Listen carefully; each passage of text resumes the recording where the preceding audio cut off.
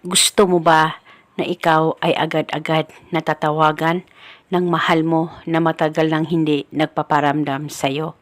Ngayon, may ituturo ako sa inyo na napaka-epektibong ritual basta dapat palaging buang loob at tiwala mo sa mga ganitong pamamaraan. At pwede mo ito gawin sa kahit na anong araw o oras na gusto mo. Ang gagawin mo lamang, kumuha ka ng papel at panulat at isulat mo ito sa papel.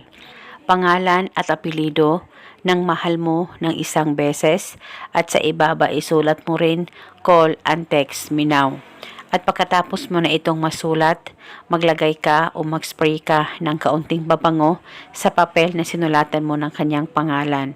At pagkatapos mo nang malagyan ito ng pabango, ay tupiin ang papel kahit ilang tupi, hawakan saglit, pakaisipin mo siya ng mabuti, mag-focus at mag-concentrate ka at ibulong mo ang spell na ito.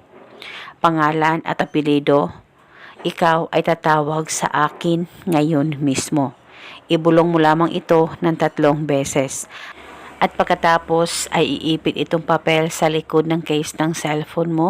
At kung wala namang case ang cellphone mo, ay pwede mo ito ilagay sa bulsa mo katabi ng cellphone mo o di kaya sa bag mo.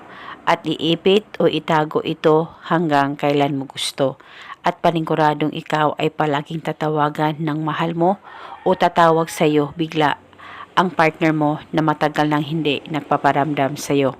Basta gawin itong ritual sa mabuti at hilingin ng buong puso. At kung palagi na siyang tumatawag sa iyo o tumatawag na sa iyo ang mahal mo o nakapag-usap na kayong dalawa, ay pwede mo nang kunin ang papel at sunugin.